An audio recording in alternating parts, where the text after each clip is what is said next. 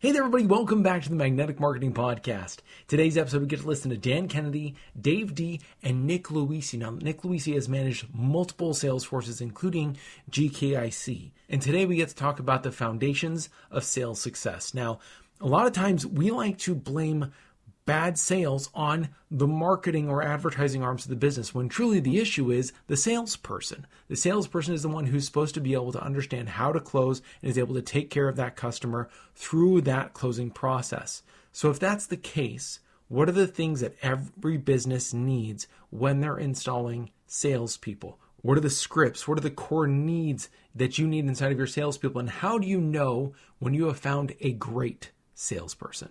This is one of those episodes that can truly increase your bottom line. Let's listen in. I don't think there's anybody that has had a bigger impact in the field of direct response than Dan Kennedy. The legend of Dan Kennedy should be ignored at your own peril. They're not really lessons, they're kind of laws that you live by. Dan opened my eyes to what small business marketing looks like. Dan teaches strategic direct response that is timeless. His ripple effect touches people who don't even know his name. The world as we know it was changed because Dan Kennedy became obsessed with marketing. Welcome to the Magnetic Marketing Podcast with your host, Dan Kennedy. Today you're going to discover the ultimate, and I do mean ultimate, step-by-step system for closing more sales and making more money. My name is Dave D, and with me I have marketing legend and founder of GKIC, Mr. Dan Kennedy, and the fashion plate of GKIC, sales manager extraordinaire, Nick Luisi. And Dan Kennedy is the author of over 24 books on sales and marketing and has risen to the pinnacle of three professions: speaking, copywriting, where he's the highest paid direct response copywriter living today, as opposed to a dead copywriter who's still writing copy. There are higher paid dead copywriters. And direct marketing consulting. Nick Luisi is a lifelong salesperson and is a serial entrepreneur. He's risen to the top of his profession in multiple industries. He's a multiple-time President Club winner. What is a President Club winner? You get to go on a trip. It's exciting. Okay, fantastic. Okay, excellent. And has managed multiple sales forces, including the formidable GKIC sales force. During the show, you're going to have the opportunity to ask both Dan and Nick your questions. And so let's get started with part one, which is Foundations of Sales Success. So, Dan, let me ask you, how exactly does what we're about to talk about, sales, dovetail perfectly with GKIC marketing that we teach, which most people know us for? Because marketing rarely can finish the job. It can set up the job. But so CNBC reported yesterday that 94% of all commerce in the United States in 2013 occurred offline. So 6% is a pretty small sandbox. And then if you wanted to take out pure entertainment from Netflix to porn, and then you would pretty much have Amazon and maybe a point or two for everybody else, right? And even that's deceptive, because some of what gets counted as e-commerce actually had a salesperson involved at some place at that. Now to be fair, that media drives a lot of offline commerce as well. But regardless of how you want to fool with that number, the overwhelming majority of sales requires sales. It can't be done just with marketing and media. And it is often the place where everything we do at GKIC for GKIC members sort of comes to a screeching halt and collapses into dysfunction. So I have two clients right now who, by their own admission, now have infinitely better marketing, driving infinitely better and more leads into a horribly dysfunctional end of game sales place with horribly dysfunctional, inept sales people. And so all we've really accomplished at this point is exposed how bad that problem is. And oftentimes, and now it must be fixed. And oftentimes marketing gets blamed as well, right? Well, we didn't make any money from this marketing that we sent out. Address that a little bit. Advertising and marketing almost always bears the blame because the fix for that gets delegated. The fix for the sales function often has to be done by the owner, who often is part of the problem, even to the point that the owner could be one of the salespeople and be inept, dysfunction, et cetera. So the first place all the blame goes is advertising, right? Which generally that discussion is that advertising brings us bad prospects.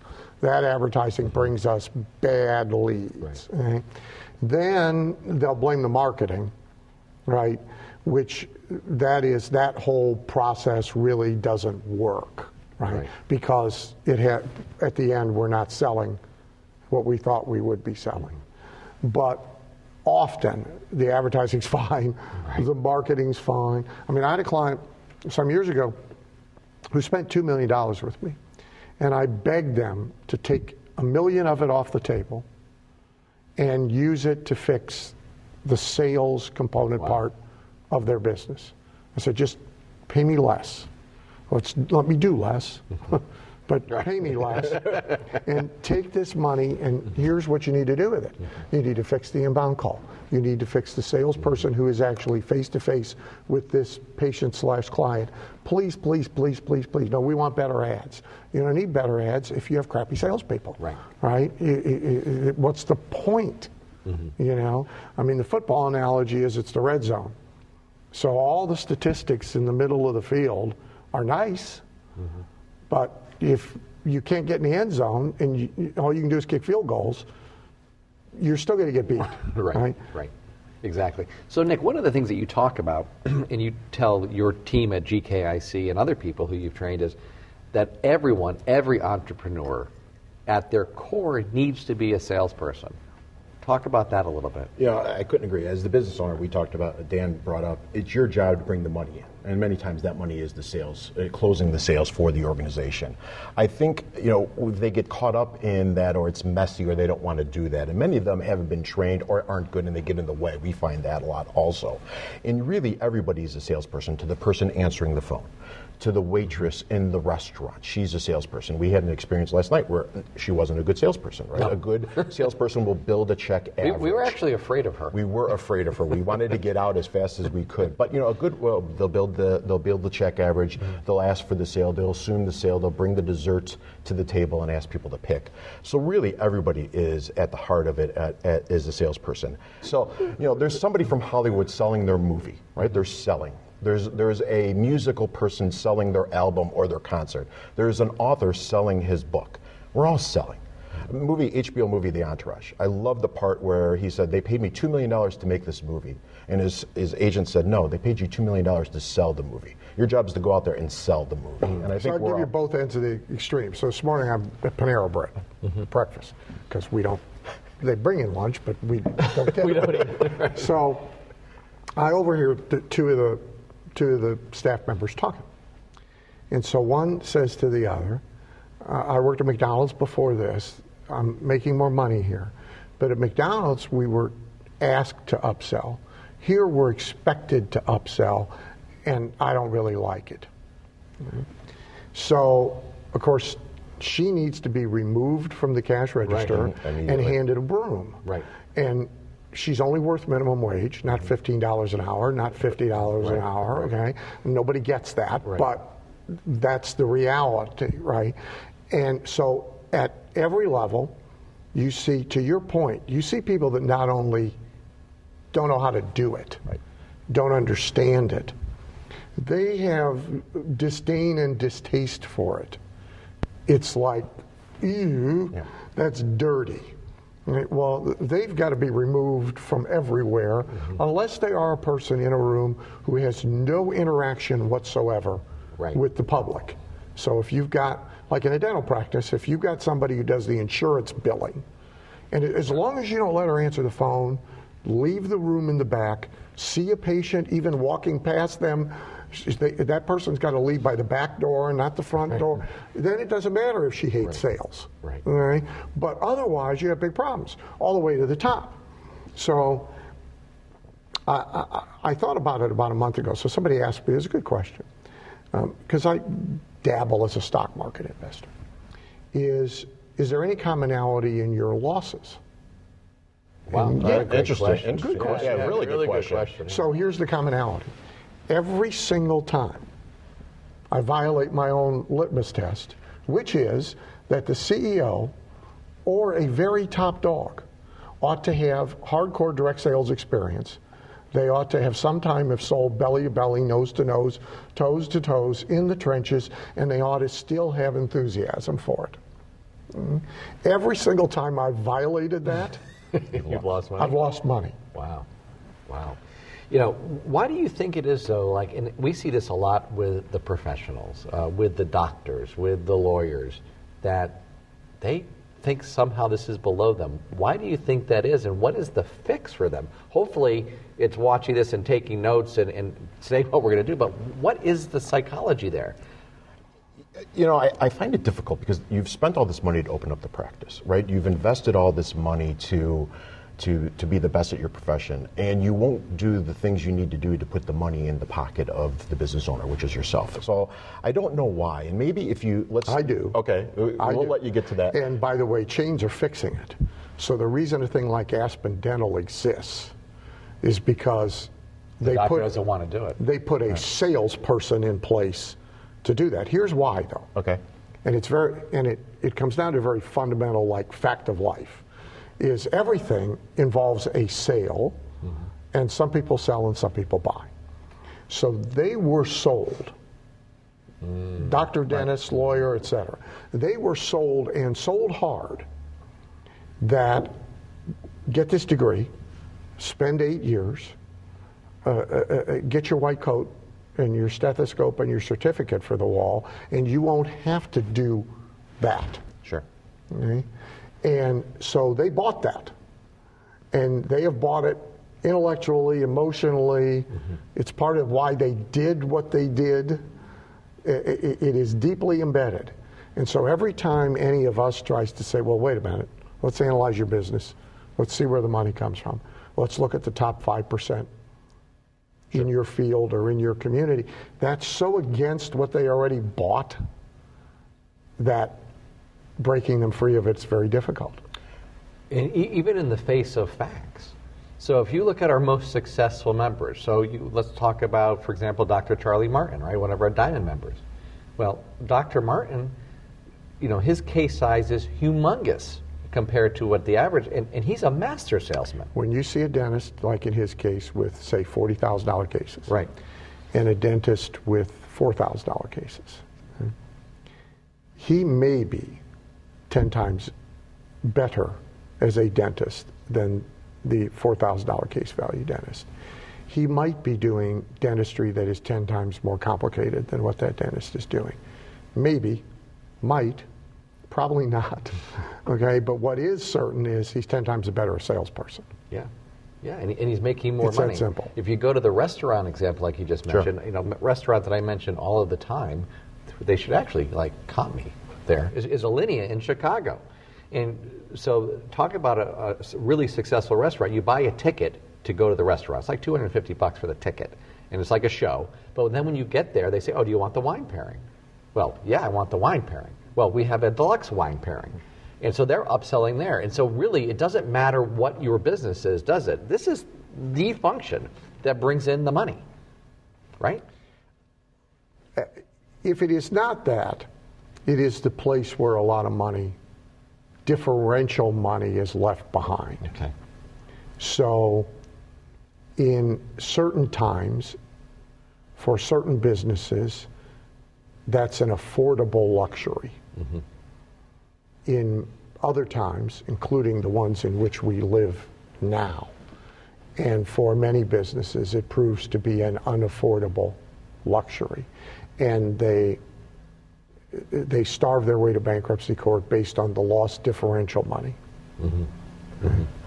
I think Dan's right. It's where the margin is. You know, it's really where the money goes into the pocket, and it brings them to the top 1% of the higher echelon. I think that 10 years ago, there was funny money floating around. Everybody could afford to leave it on the table. Now there isn't. I mean, it's just, you have to work too much harder. Our advertising has to work too harder. Our marketing has to work too much harder. The sales process has to be tight. It has to follow a system. So one of the things that we talk about is that sales is the fastest way getting better at selling, training your people to get better at selling, is the fastest way to increase your bottom line, because you don't have to spend any more money on marketing. Why don't you address that, either of you? I mean, well, to the point you just made. So every advertising and marketing step, none of it is getting less expensive. It is inflating at to greater heights faster than the inflation in price and in profits in almost every business. So the cost of getting somebody through the doors for the first time of any brick and mortar business, a restaurant, an auto parts store, or you name it, is going up by a wider margin at greater speed than is their internal inflation in price and margin. So if you draw those two trend lines on a chart, you eventually, and many businesses doesn't take long, before the cost of getting people through the doors is so great in proportion to the sale that is being made that they cannot stay in business. And mid-range restaurants right now, perfect example, right? So Friday's announced last week they're selling all 276 of their restaurants to independent franchise owners, and they're not going to be in the restaurant business. Really? It's because of this chart. It's because of this chart. Right. Okay. If you do business online, same thing. The cost of getting qualified eyeballs to a site is going up by a greater ratio faster than is the inflation embedded in what it is that you sell. So in any business, the chart exists. We draw it a little different, industry by industry, but it exists.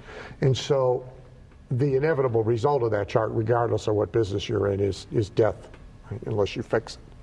So you can fix it by somehow bringing those costs back down, which everybody works on a lot, right? Everybody works on that a lot. Catalog mailers are trying to figure out how to trim the page size to 6x9 instead of 8x10, and we can say, okay, so everybody works on this a lot, right? Or you can try and fix it by better monetizing the people you do get to walk through the doors. And that's not entirely sales based. In retail, it's signage, traffic pattern, merchandising, et cetera. But it is largely sales based. And when you are creating leads and handing them to salespeople, this chart prohibits handing them to poor salespeople. Right? Now, it even prohibits handing them to mediocre salespeople. You can only afford to hand a good lead to a really good salesperson or a really good sales manager who then makes sure he's managing really good salespeople. And if you aren't working on that, all the work you do over here is Band-Aids over cancer. The chart's the same. Right. It just takes longer for it to put you on the steps of bankruptcy court. Gotcha. Right? Gotcha. So, Nick, one of the things that you teach your guys and what you teach other salespeople is that there's a big difference between the consultative type of sale and the transactional sale. And by the way, thank you for the pen. And did you notice that, Dan? He took my pen. Yeah, well, along the way. I mean, you know. It's a price elasticity. What's the difference between the two pens? One sold for $500, the other one sold for 50 cents. And they both right. And quite frankly, right. I like. You like yours better? Mine better. So I'm taking it back. There you go. But what is the difference between that, the transactional sale and the consultative sale? Sure. The consultative sale was something that was coined in the 70s by a gentleman by the name of Mark Hanna. And really it is a diagnostic interview. It's a step-by-step process. It's a series of questions that's meant to get to a benefit or an outcome. And it's a process that is put in place, and you really want to script it. You really want to have it move along the way, because it allows the salesperson to be ever present in the conversation with the customer or the prospect. A transactional sale is really something that is like what we talked about, the Panera. It's quick, it's easy. Usually the person is coming into the store. It may be price driven. But by having a system and a process, you could raise the average price, you could raise the average transaction level on both. And I'll use one example that could go both ways. So when I get back from this taping, I got to go get my son a suit for his homecoming dance. Because you are the fashion plate. So you want him to be the fashion plate at GKIC. So you make sure he has a pocket square like Dan pointed out. Right. But when you go there, this is for his prom? Homecoming. Homecoming. Pocket square up here, condom down here. Absolutely. Just make sure you take care of that. Both ways. Yeah, so yeah. I was wondering when that was going to happen. So, but they'll have a process, right? They'll have a process for the sale. They'll have the suit, the tie, two ties, socks, underwear. There's a process. When I was wearing suits more in the day-to-day, I got my suits made.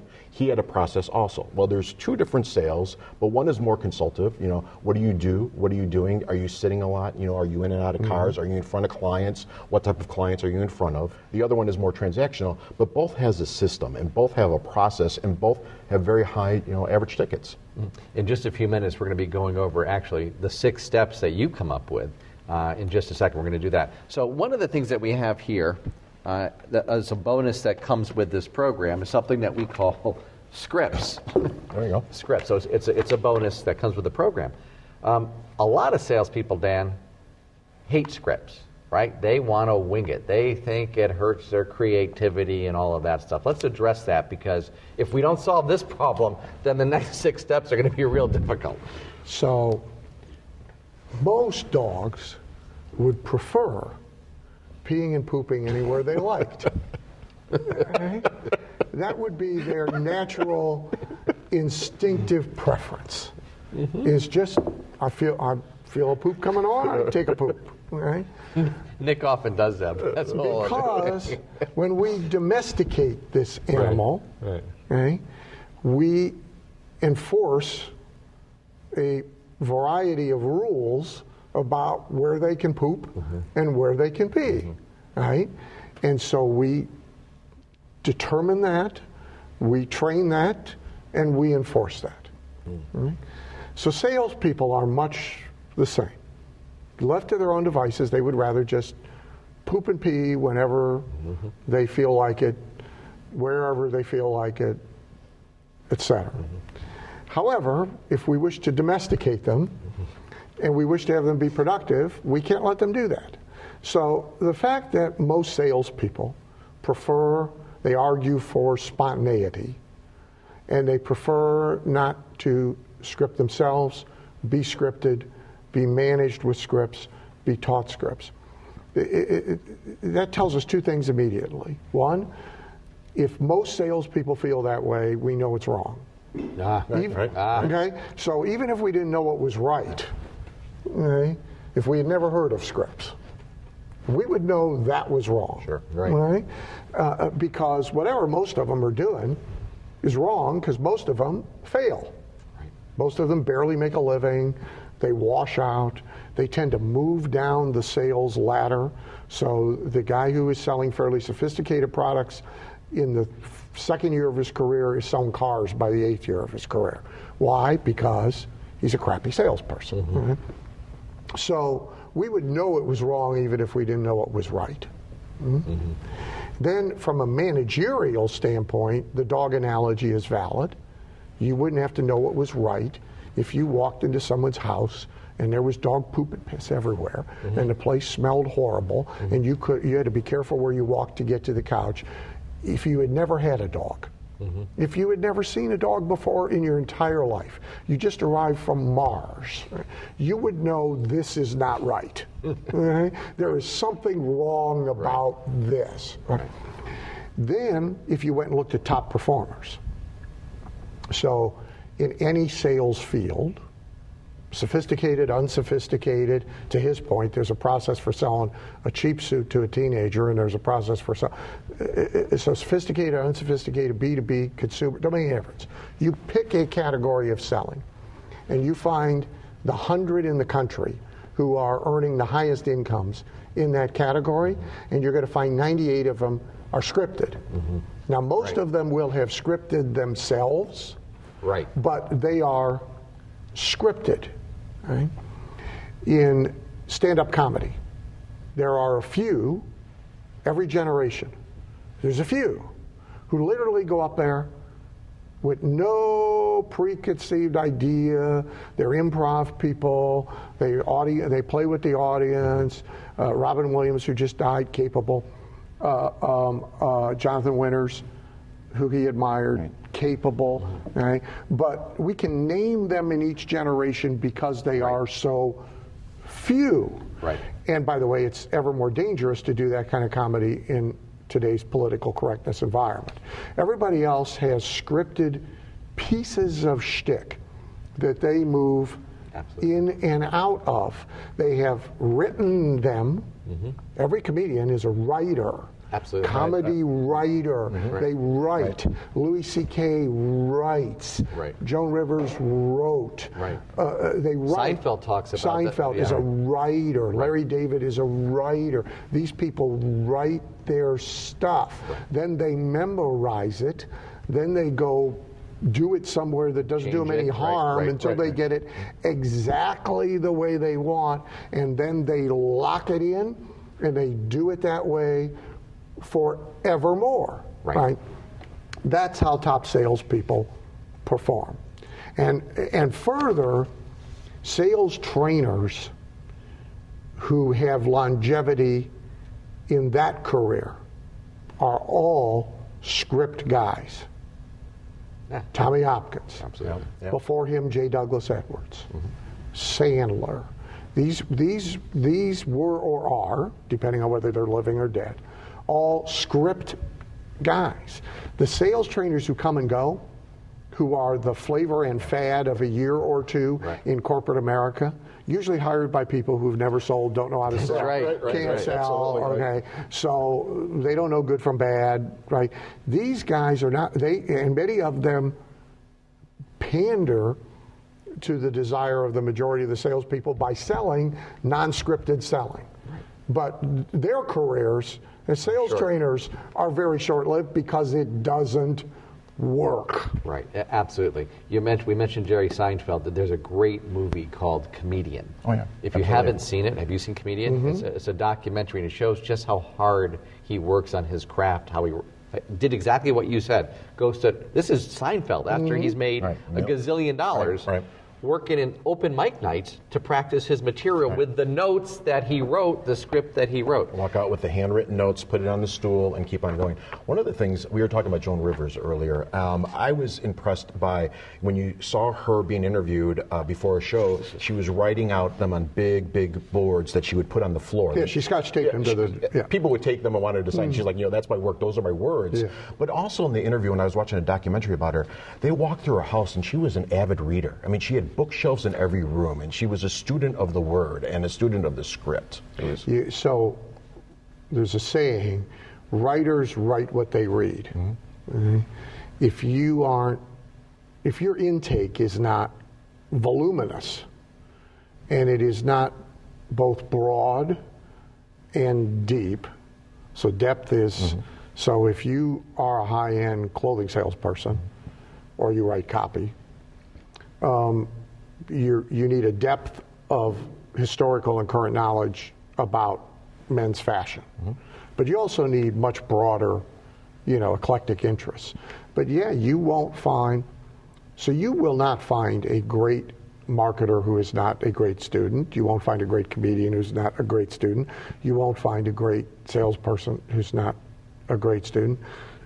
We were just at Titans of Direct Marketing. Put on by Boardroom. And Marty Edelston, who built Boardroom from the ground up, and the Boardroom has probably sold more $50 books by mail than any company, past or present. Brian Kurtz from Boardroom is speaking at Info Summit 2014, and one of the things he's showing is the whole case history of their diabetes book campaign. Marty was, one of his 6 pillars of life was insatiable curiosity. I mean, if in his presence anybody mentioned a book, he at least got it and looked at it. I saw Charlie Munger, Warren Buffett's partner, recently interviewed, and Charlie, he reads everything he can get his hands on about biology. Okay. And he has made a correlation from biology to choosing investments, not just in the health cap, but in general. And so, the salesperson who, all of the things that you see bad salespeople do, right? They refuse to work from scripts, they refuse to prepare, they're not real good students, as soon as the day is done, they're at the strip club, they're not at the library. I mean, there's a reason 80% of them hardly make a living, and these are all the reasons.